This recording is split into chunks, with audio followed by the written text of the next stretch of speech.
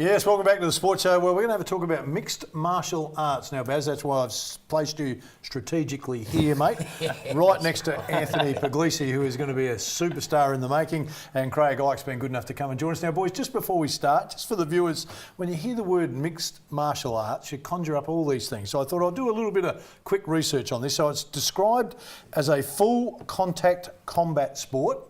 And just for those that don't know this, and I want to know if you boys know this, this can be dated back to starting at the 33rd Olympiad in 648 BC. So it's not one of these sports, yes you were mate, not one of these sports that suddenly we've gone, well we'll just start this up in the last decade, although it appears maybe the last decade it's really leapt into the public eye. Well, it's interesting you bring that up because it's certainly all around the world for thousands of years. If you look at every continent, there's some sort of martial arts or combat wrestling, whatever it may be. So it's one of the great things about our sport that you can go anywhere in the world and sort of walk into a Brazilian Jiu-Jitsu club or a Thai boxing gym or a boxing gym and sort of communicate and if you're respectful, you'll have a handful of friends there right away and they'll take you in and sort of worldwide. So it's one of the best things about our sport is it travels all nations and all types of people, so it's a great thing. And Craig, you walked into this by accident, not by accident, but you played a lot of other sports and then one day thought, I'm going to give this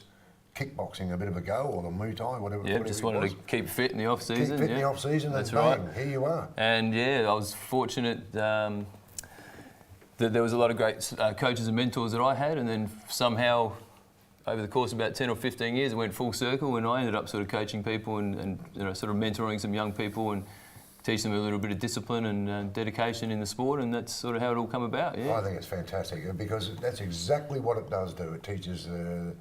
I think discipline is the key word here, which I think a lot of our youth at the moment may be lacking and whatever.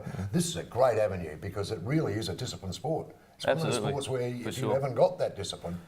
Definitely, yeah. I'm sure Anthony will attest to the relationship that you build with your athletes is particularly in this sort of sport is very close, and very much about trust and supporting each other, not just in the sport, but those things you learn in the sport about dedication and commitment and determination. You obviously take that into real life too. So.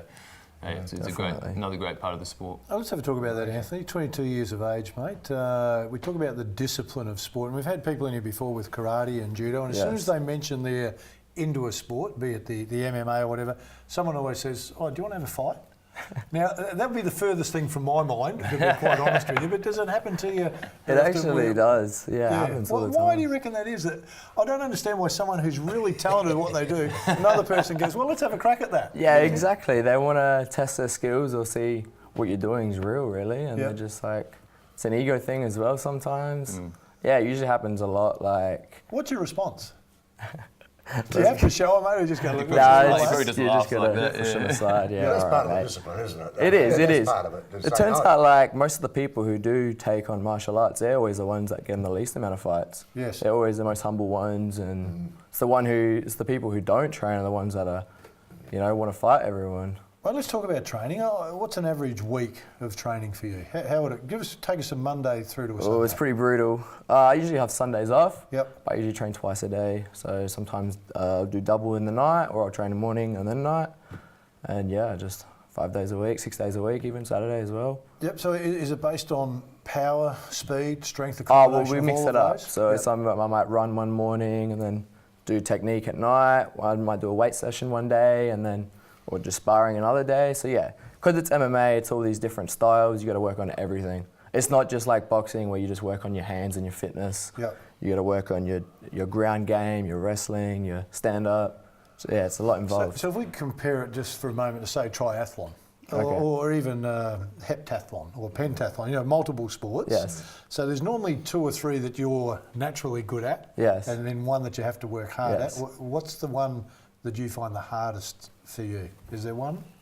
Well, I was originally a stand-up fighter. Yep. Like I started doing karate and stuff, and then found Icke, my gym, started doing the kickboxing there. So as soon as I started jiu-jitsu, I was just, no one's got any idea when you first start off. It's just like you're in another world, you're on the ground and people trying to choke you. It's just... sounds like a fun environment. I think I might go and have a crack at it. You mentioned sparring before, so either one of you, I had an older brother, so we'd wrestle, and eventually it always starts off as a plaything, and then from time to time it takes It a does. turn, and then in sparring, does that ever happen from time to time? Oh, in it sparring, can. or You need to make sure you have your good training partners. That's the thing. Yeah. So sometimes when you do normal class and you got a lot of people, a lot of variety you're sparring with, some people you got to watch out. They might go a bit harder than others, especially if they weigh a bit more. Yeah. What Yeah, reason? you always got to. What's their reason? Sometimes it's ego. Sometimes it's just inexperience. Competitive nature too, you know. Yeah. At the end of the day, as they say, iron sharpens iron. You know, it's an old saying, but it's kind of true. You know, it's a little bit the same as on the football training field. You know, if you got a couple of the top guns, you know, they're going to compete hard at the ball in the competitive contest. You know, and it's the same for us. You know, to us it's like a chess game. Again, you can revert it back to a game of football. You know, you have a strategy to defeat the other side. You know, and different plays you want to make. Exactly the same in our sport. It's a bit of a game of chess, and we're just our body is the vessel to try to put the other person under pressure and get the victory. You know, so it's very much a competitive thing. They keep bringing chess up. I had a fight with the pawn the other day. Mate. I can see where it's going with that. I had lunch with a chess player the other day. It took him 8 minutes to pass the salt. I don't know why chess keeps coming into it. Are you 4-0 at the minute? When they say 4-0 and they rate you as being a star of the future, that's only after 4 fights. You've obviously had something prior to those 4-0. No, I haven't actually. I just had my 4 fights. Yeah. And they can see in those 4. Should be asking you this question, really. I think in Adelaide, before we got Diamondback Fighting Championship up and going, there wasn't a lot of amateur opportunities in South Australia. So a lot of our fighters, particularly in my gym, I also own Cardioflex MMA, a lot of our guys had to turn professional straight away. So they didn't have that opportunity to build their talent and skills up and then turn professional. Yeah. So they were thrown straight into the professional ranks just to get fights. So Anthony's been fortunate enough, we've been able to put on some amateur fights and amateur events as well as professional. And so for him to come off the bat and then go 4-0, but it's really the manner in which he's been able to win, you know.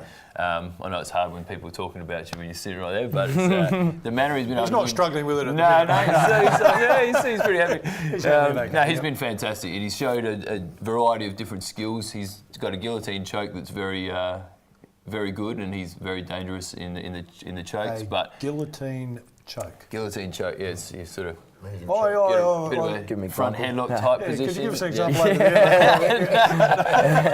But he's shown a great variety of strengths, and he's got a fantastic gym at Rikers there, and great team of coaches. So we can all see in the South Australian ranks how far he's got the potential to go. So he's the type of kid I think who'll stick with it too and go very fast. Mate, we talk about Rikers, and it's a gym everybody seems to know. It's a famous name here in South Australia.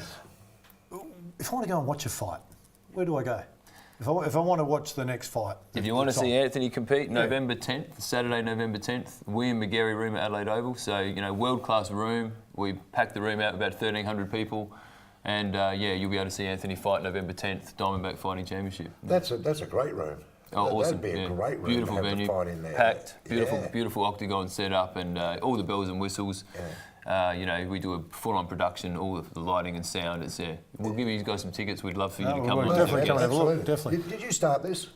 Yeah, we started up a couple of years ago with Diamondback DFC as a short term for it, and we've done 6 sold-out shows so far in the William McGarry Room. We've got a pretty big plan to do something even bigger soon in February. I can't say too much about that. No, keep that. It's pretty big though, isn't it? It's a growing industry, growing sport. It's a huge sport around the world, Massive absolutely. Sport around the world. Hey, I want to ask you this, Anthony, because we're going to run out of time, mate. Normally when the footy players are playing, or basketball, we can edit who we're fighting against and we can work out the strengths and weaknesses. Yes. For you, do you have that facility, or is yours at the moment, I've got to assess him when I get in the ring? I don't have that ability just yet. When I go pro, that might be there. So how quickly do you reckon you can now assess the guy you're fighting? Okay, so for my first couple of fights, I didn't have any film study. Yep. So I just had to go in there, trust in my skills, make sure my preparation was all good. But for my last fight example, I had footage. It's a massive video advantage, footage. isn't it? Oh, it's a massive advantage. Even for the mental aspect of the fight as well, knowing what's going to happen potentially and what to expect, rather than just going in there blind. But in saying that, you have to make sure you're 100% ready. It can be a trap too sometimes. Yeah. So if there's video footage from 6 to 12 months ago. It's such an evolving game and Exactly. so many things to learn. You're All of gonna a sudden, get the better. guy's a different guy. So You're going to get better. That's Yeah, right. That's right. Yeah, it and could be a totally different we'll look guy. forward to him coming in and showing that guillotine hole before November 10th. No. Hey, What we'll do is stick around, mate, because I want to come outside after the break and we'll have a little bit of a crack. Yeah, sure. No, I think you're right. A little bit may be the key word there, mate. It should be about time, it should be no longer than 5 seconds. Hey, Anthony, Craig, appreciate you coming in, boys. We'll get you in before Thanks, boys. November, so we can have a chat about the build up to the fight too, mate. That'd be awesome. fantastic. Good. Thanks for having Stay me. with us. Plenty to come on the show.